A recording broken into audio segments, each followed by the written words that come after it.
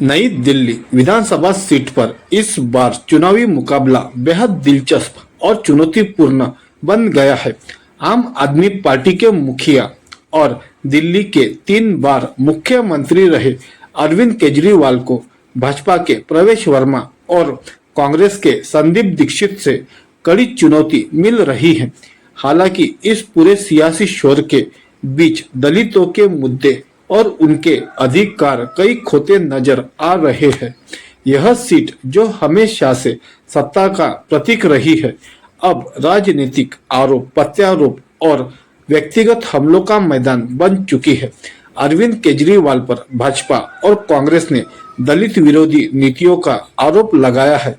प्रवेश वर्मा ने दावा किया है कि केजरीवाल को नई दिल्ली सीट से 20,000 वोटों के अंतर से हार का सामना करना पड़ेगा, लेकिन यह सवाल अहम है कि इस सियासी लड़ाई में दलित समुदाय की वास्तविक स्थिति क्या है। केजरीवाल सरकार ने दिल्ली के दलितों को बेहतर शिक्षा, स्वास्थ्य और रोजगार देने के बड़े बड़े वादे किए थे, लेकिन धरातल पर सच्चाई कुछ और ही बयां करती है। दलित बस्तियों में स्वास्थ्य सेवाओं की स्थिति बेहद दयनीय है। मोहल्ला क्लिनिक सिर्फ पोस्टरों और विज्ञापनों में नजर आते हैं, जबकि दलित इलाकों में चिकित्सा सुविधाओं का अभाव है। शिक्षा के क्षेत्र में भी सरकारी स्कूलों की हालत जस की तस बनी हुई है। जिन बच्चों को फ्री और उच्च गुणवत्ता की शिक्षा मिलनी चाहिए थी, वे आज भी निजी स्कूलों के बढ़ते खर्चों और भेदभाव का शिकार हो रहे हैं। केजरीवाल सरकार ने जय भीम मुख्यमंत्री योजना का ऐलान किया था, जिसमें दलित छात्रों को प्रतियोगी परीक्षाओं की तैयारी के लिए मदद का दावा किया गया था, लेकिन यह योजना केवल कागजों तक ही सीमित रह गई।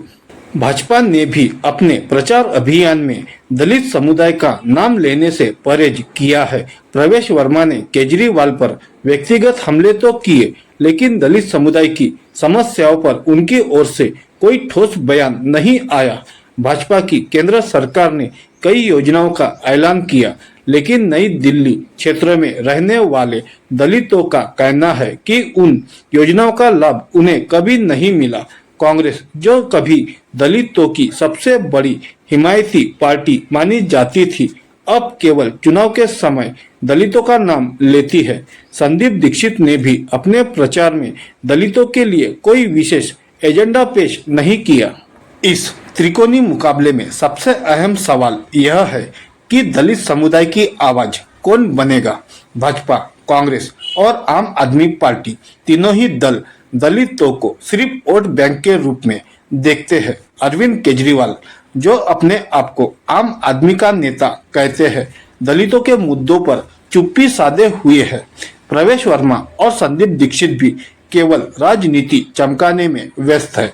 वही दलित समुदाय अब अपने लिए एक सशक्त और ईमानदार नेतृत्व की तलाश में है, जो उनके अधिकारों और कल्याण के लिए वास्तविक काम कर सके। नई दिल्ली विधानसभा सीट इस बार केवल राजनीतिक दावों और प्रतिदावों का मैदान बनकर रह गई है। अरविंद केजरीवाल को जहां सत्ता बचाने की चिंता है, वही भाजपा और कांग्रेस उनकी विफलताओं का फायदा उठाने की कोशिश कर रही है। लेकिन इस पूरी सियासत में दलितों की आवाज दबती जा रही है। एंटी इनकम्बेंसी का असर चाहे अरविंद केजरीवाल पर कितना भी हो, लेकिन असली सवाल यह है कि क्या इस बार चुनावी नतीजे दलित समुदाय के हक में होंगे, या वे एक बार फिर सियासी साजिशों और वादा खिलाफियों के शिकार बनेंगे। इस पर आपकी क्या प्रतिक्रिया है, हमें कमेंट करके जरूर बताएं। वीडियो को लाइक और ज़्यादा से ज़्यादा शेयर जरूर करें और हमारे चैनल को सब्सक्राइब करना ना भूलें। शुक्रिया।